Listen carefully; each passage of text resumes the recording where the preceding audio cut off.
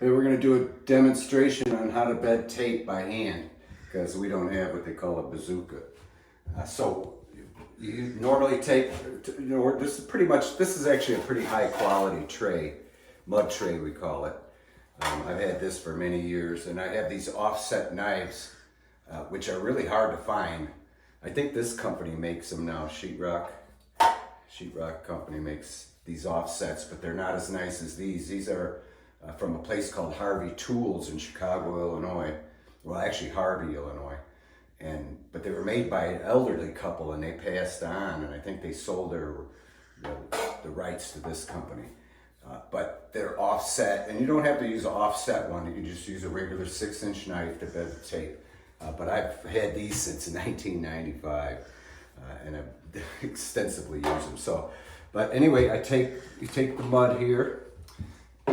This is some of this is what I've already used, and I use this generally a different knife to scoop it up.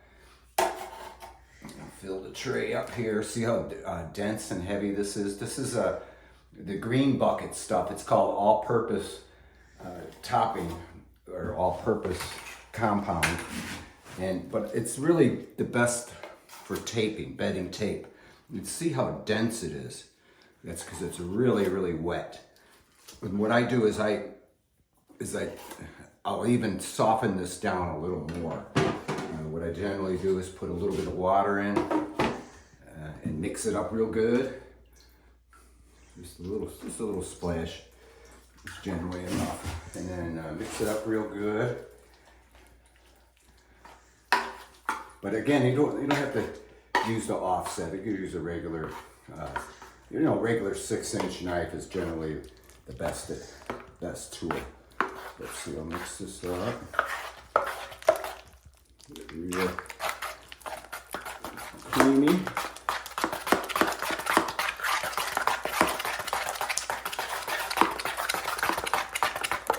Mix it till the lumps get out and everything. And I'll mix it. Mixes as you go too, but I usually like to get it mixed up pretty good. And then once you get a nice consistency, you want to start off with a clean blade. And then before you put the tape on, you got to get a pretty good amount of mud behind the tape. About that much, actually, quite a bit. I remember our teacher in shop class taught us how to do drywall taping, and I actually took his advice and remembered it from long ago, way back in junior high school in Naperville, Illinois, Lincoln Junior High, I remember. So you make sure you get plenty of mud behind it. And here we're going to actually go under the switch and continue the tape. But you can't miss any areas. You got to make sure that way the tape can bed. They call it bedding the tape. Here, let me get over here to get this. See how I get plenty? Don't be afraid, but you can always have it's better to have more mud than you need. See, I'll give it maybe just one more. So make sure there's no dry spots, because if you have a dry spot and you don't have enough mud behind the tape, it'll bubble. So, all right, so set the tray down. I will use this tape here. Any old ordinary drywall tape. I think my brother did this.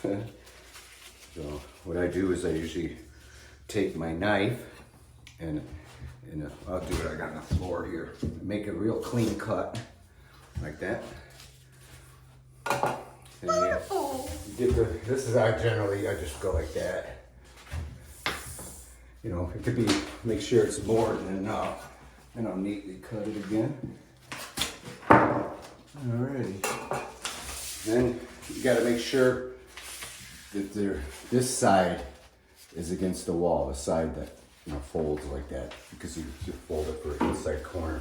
But that's the side you want on the seam. So you place it on the seam all the way across.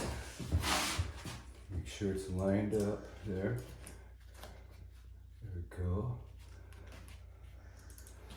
These outlets are right at the seam.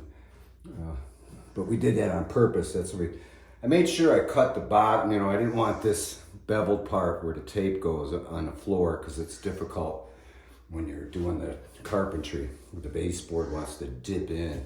But anyway, you get this as straight as you can. You know, you don't want it like, you know, bowed down or anything because otherwise the tape will wrinkle. So you get it kind of bedded like that. And then what I do is I go over it lightly, very lightly, like that. Keep the blade flat, like that. And this is a bedding it kind of dry. That's what I call a dry bed. And then I apply more mud over the tape, like that. Again, it could be, you know, and the only reason you do this, get it over the mud, is so that when you bed the tape with the knife, it has, you know, it's slicker, you know, because if you try to bed it when the tape's dry, it generally doesn't work so well. So now that there's plenty over it, then you go more of an angle, you know, on the blade like this. Instead of flat, you want to go more of an angle and press slightly. You don't want to press too hard. And then you go along, you know, empty the knife whenever you have to, otherwise it'll fall on the floor. And then, so I gotta watch out for those outlets. Don't get electrocuted. They're actually live. Okay, so it's not really quite bedded yet. You do it gently. Because again, if you go too hard, then it likes to wrinkle. And on the ends like this, I'll take the knife and, you know, you could either do it this way, like this. Okay, that's your starter. And then you do it again. And this time you press a little harder. See how that wrinkled there? But that will come out. You press hard, keep pressing harder. There, see that? So basically that's how you bed the tape.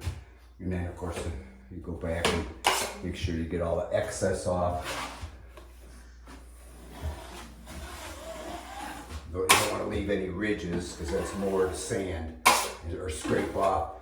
And of course, again, this is going to get another like 2, maybe 3 more coats over it. Let me get this wrinkle out here under the outlet. There we go. See, and that's how you bed tape. It's as simple as that. So I thank you for watching, and we'll tape at you later.